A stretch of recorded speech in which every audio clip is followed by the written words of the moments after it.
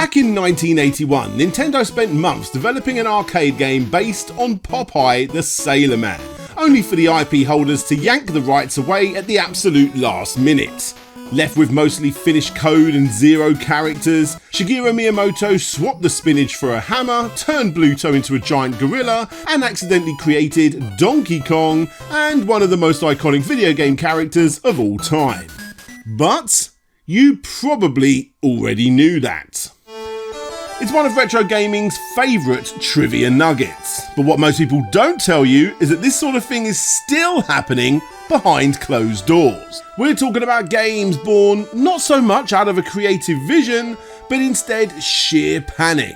Games where multi-million-dollar deals evaporated overnight, forcing terrified developers to frantically scrub trademarks, swap sprite heads, alter soundtracks and rename protagonists just to save years of crunch time from getting thrown straight in the bin.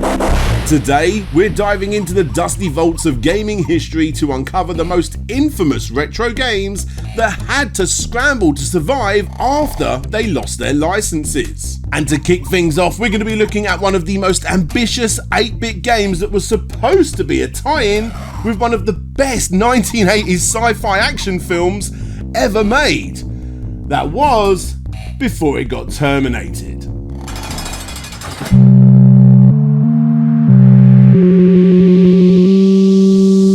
Let's start things off with an 8-bit classic that was actually a Hollywood blockbuster in disguise. If you grew up playing the NES, you know that Sunsoft were the undisputed kings of making licensed titles actually good. They managed to turn Batman into a legendary action platformer, complete with a soundtrack that had absolutely no right going that hard.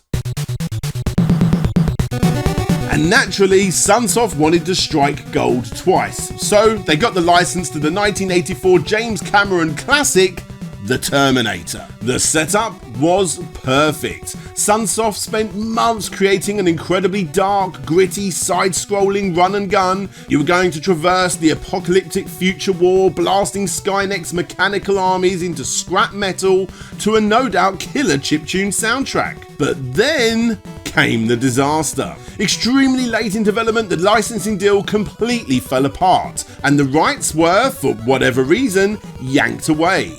While the exact corporate details are a bit murky, it was widely believed that the rights were being aggressively consolidated and renegotiated ahead of the massive Hollywood push for 1991's Terminator 2 Judgment Day. Sunsoft was suddenly left holding a practically finished Terminator game that they legally could not release. Now, most studios would have just cut their losses, cried into their cornflakes and thrown the game into the bin. But thankfully, Sunsoft didn't do this. Instead, they pulled off the ultimate spite save. They did a frantic visual asset swap right at the finish line. They took the main character, slapped a helmet on him, and renamed him Jay McRae. And as for the terrifying metallic T-800 skeletons that were walking around, Sunsoft just swapped their heads for slightly different robotic domes, tweaked a few pixels, and called it a day. Yeah, chill out, dickwad, because the game was eventually released as Journey to Silius, or Rough World in Japan. But if you actually play the game today, it's glaringly obvious what it used to be. The ruined cityscapes, the laser-firing hunter-killer tanks, and the massive screen-filling mechanical bosses are entirely identical to Terminator Future War designs. Sunsoft literally just filed down the serial numbers of Skynet and shipped it anyway, inadvertently blessing the NES with one of the greatest, most technically impressive original shooters on the console, that sadly is mostly forgotten about these days when compared to other games on the system. Probably because it didn't have the Terminator license. Whilst on the subject of movie licensed video games, here's four that I suggest Ghostbusters the video game, which I need to play through again honestly since this remaster came out.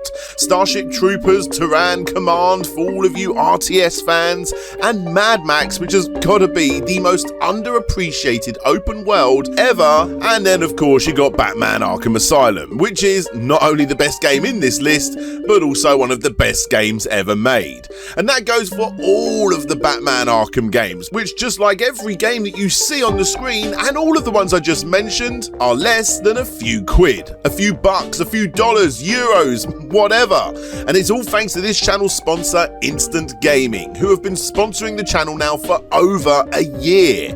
Thanks to all of you awesome people that have been choosing to buy your games using my link below or scanning the QR code, going to the advanced search, changing the cost bar down to whatever you desire, and then finding endless amounts of games that end up costing less than a pack of hobnobs. But of course, it's not just retro and indie games that are seriously reduced on this website. You can also pre-order your games too. Games like Dawn of War, which is currently 34% off. That new Gears of War game is now currently 30% off, and the remastered Halo game is also 27% off. Whatever you decide to buy, please use the link or scan the QR code, and by doing so, not only will you get some new games, but you'll also be supporting the channel too. Thanks everybody so much for buying your games using that link below or scanning that QR code.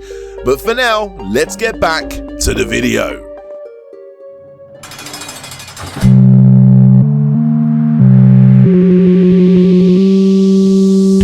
Right, let's jump forward to the mid-90s, to the Wild West era of 3D gaming on the PlayStation 1. Back then, MTV's bizarre, avant-garde animated series Aeon Flux was the peak of cult popularity. It was weird, it was edgy, and it was practically begging for a video game adaptation. Enter French developer Cryo Interactive. These guys were tasked with building a massive 3D action-adventure title based on the show. The setup was incredibly promising, and the development team poured massive amounts of time and budget into replicating the show's twisted, futuristic aesthetic.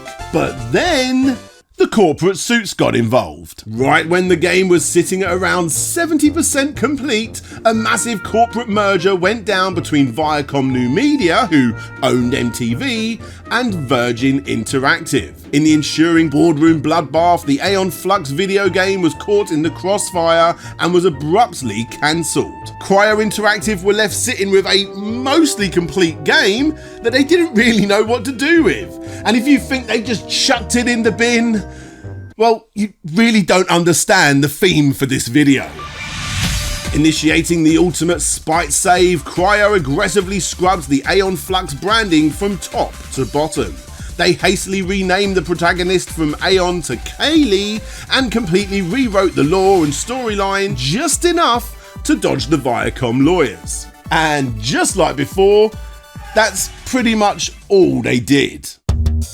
When they released the final game as PAX Corpus in 1997, it was painfully obvious what it used to be.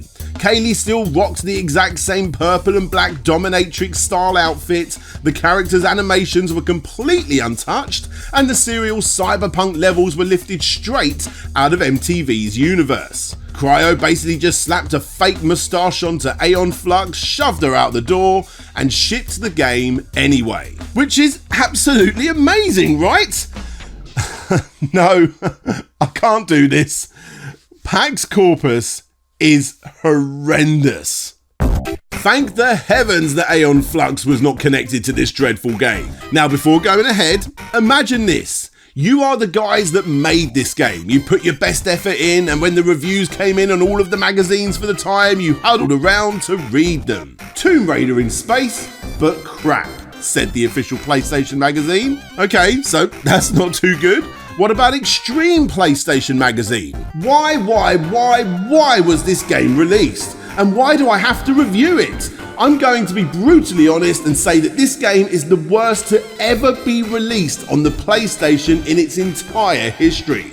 And I shit you not. Wow, okay. One last try. What did PlayStation Plus magazine think? No rational human can want games like this to exist. The controls are way bollocks, the combat shite, The whole game's piss ugly, a big fat waste of time. Yeah.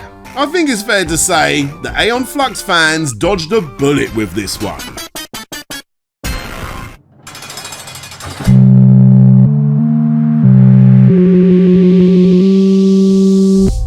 Okay, for this next one, I want to change things up a little bit. This one wasn't so much a license that was taken away from them that forced the company to reskin. Hey, wait. Where are you going? Okay, here's another example of one of those. In the 1980s, Sunsoft tried to make a Superman game for the NES. They lost the DC Comics rights at the absolute last second, so they slapped a blonde wig on the sprite, changed the name to Sunman, and then hid the ROM in a vault. There, you happy? Right, if you don't mind, for this section, I want to talk about something that is far more interesting. This isn't the story of losing a license, this is the story of a developer who copied a legendary TV show so blatantly that they had to completely overhaul the game just to avoid getting sued into oblivion. This is the story of Deadly Premonition. To really understand this mess, we have to look at the game's eccentric director, Swery65, and his team at Access Games. Now, Swery was incredibly ambitious, wanting to build an open-world mystery game around what he called the three reals: real scale, real time, and real life. Back at the 2007 Tokyo Game Show, the team unveiled a brand new surreal murder mystery title called Rainy Woods. So, what was the problem? Well, it was an unapologetic one-for-one copy of a little 90s TV show by David Lynch, Twin Peaks. And when I say this was a copy, I'm talking this game was a serious copy.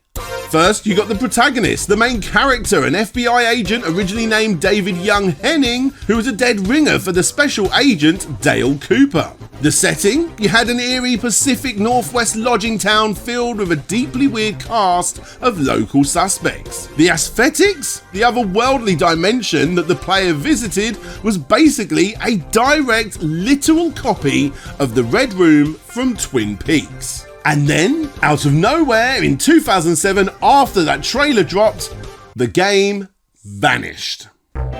Yeah, legal teams and publishers took one look at Rainy Woods and immediately realised that a massive lawsuit was pretty much guaranteed.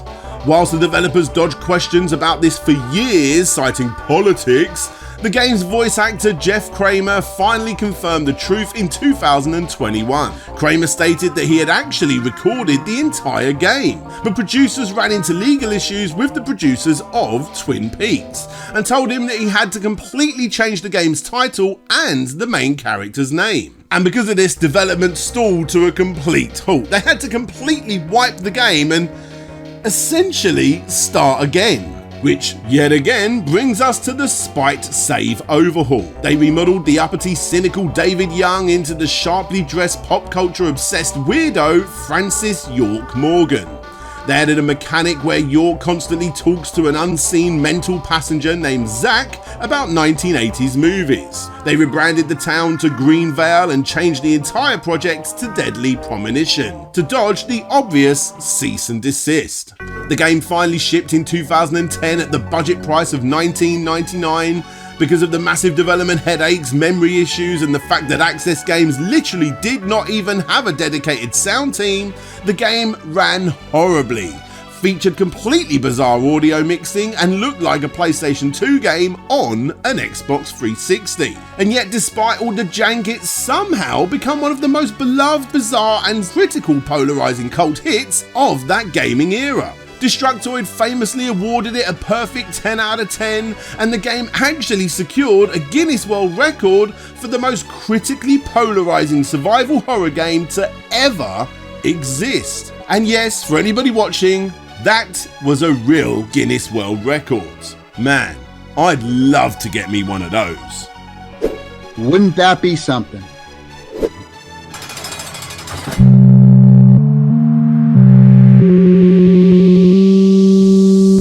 Now, when you look at the history of pooled licensed video games, the story usually goes the exact same way. A studio pays millions for a movie brand, runs out of time, and then rushes out a half-baked mess. And honestly, I could have done that story 100 times over for this video, but I like variety in my uploads, so yeah, with that in mind, let's talk about Die Hard. It's the story of two completely different developers on opposite sides of the planet, one making a game that wasn't supposed to be Die Hard until Hollywood hijacked it, and another making a game that was basically Die Hard, only to drop the license on purpose out of pure corporate stinginess. So, let's start our journey in the UK with Probe Entertainment. In the mid-90s, they were just messing around with top secret PlayStation 1 dev kits, making original 3D tech demos. But then suddenly 20th Century Fox steps in, likes what they see, and hands them the Die Hard with a Vengeance license. But that wasn't good enough for Fox Interactive, as they didn't just want the one movie tie-in, they wanted all 3 films adapted. Instead of just stretching one gameplay style super thin, they decided to make 3 different gameplay styles and then stick them all on the same disc. Okay, here's the odds. You've got an exploding building, a hijacked airport, an entire city under siege, and every place you go is crawling with armed terrorists. You're just a cop in the wrong place at the wrong time. Oh yeah, and you're not wearing any shoes. Prepare to die hard. You had a 3D shooter, an on-rails light gun game, and a crazy driving game, which is my personal favourite. Development was absolute chaos. They filmed motion capture at a local gym to build glitchy characters that they called Meatball Men. And the craziest part was that Fox's legal team specifically warned them not to use a Bruce Willis impersonator because they couldn't afford his likeness rights. So what did Probe do? They hired a Bruce Willis impersonator and hid the audio files. Supposed to stay in your seats until the plane reaches the terminal. Against all odds, Die Hard Trilogy became a massive multi-million selling hit. Personally, it holds just as much love for me, a PlayStation kid growing up, as an old N64 fan has for GoldenEye. Anyway, whilst all this was going on, over in Japan, legendary Sega designer Makoto Ushida was building an ambitious 3D beat-em-up. Ushida loved American action movies and designed a game about a cop in a white undershirt fighting terrorists in a skyscraper to save the president's daughter. When the game was nearly finished, Sega decided to take it to Fox and say, "Look, this is literally Die Hard. Give us the Die Hard license." And surprisingly, Fox agreed. Yep, the greedy buggers at Fox happily double-dipped their own license, seeing absolutely no issue with it since Sega and Probe were targeting completely different gaming markets. But to bring it back on topic with this video, that contract from Sega had a hidden catch. You see, Sega only secured the Die Hard license for the Western release. And supposedly, this wasn't because Fox was being difficult, it was because Sega simply didn't care about paying for it back home in Japan.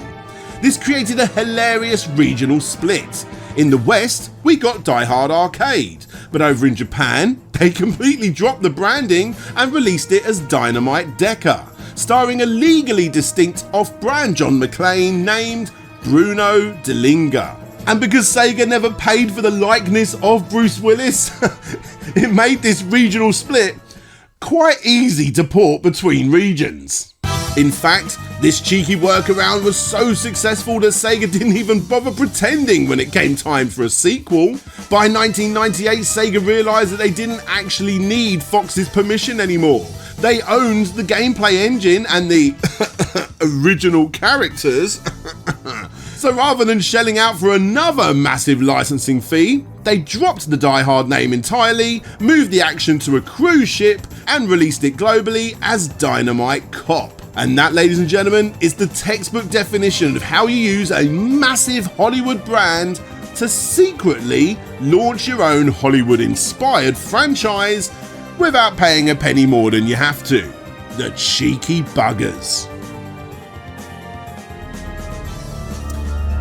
Hey there guys, thanks for checking out the video. Now, this is the part of the video where I give a massive shout out to all of the supporters of my show and all of the people that get to see videos like this, completely exclusive to the supporters of this show. Thank you guys so much. If you guys want to become a supporter of the show, see videos early before they go out, go and see videos like these, get your names shown down there, and just support the show, allowing me to make these videos the way I do, then yeah, there's links down below. You know how this works. But yeah, let's give a massive shout out to the following: Akasimo84, Andrea, Andrew Dalton, Bram Perez, a British video game nerd, Carol Ann Stephen, Caesar de Souza, I think I got it right, Chev Matic, Chris A.K. Brackman, Conrad Constantine, Action Saxon, Dina81, Derekuda, Enraged Gecko, Ian Quell, Insidious Bliss, Jay is Manchild, Jay is Manchild, I just said that, Jamal Hayden, Jeff Mianowski, Keiju Samurai 1985, Kumatura Villarreal, Livestream, Mass Replay, Mind of the Unsane, Nick Bertner, Patrick Grip Jansen, Paul Floats, Richard Algic, Shadow Dragon, I said that again, what is going on with me? Stephen Heffler, Swift Justice Peterson, 6 Sense Media, The Sneaky Ferret, Thomas Coyote Baxter, Beatus Varnes, Vikeko, XZX, and Ye Old Hamburglar. Thank you guys so much for your support. Yeah, I enjoyed making this one, as I do all of my videos, and I've already got the next set up. Yeah, working on loads of collaboration videos as well. The supporters of this show, the people that get to see these videos, also get to see the work in progress collaboration videos that I'm working on with 8 other YouTubers. So yeah, keep an eye out for those as and when they drop, which will all be helping promote the upcoming Kickstarter. Ooh. Much love, guys. Thank you for all of your support. But until next time, this is DJ Slope signing out, and hopefully I'll see you all next time. Bye bye.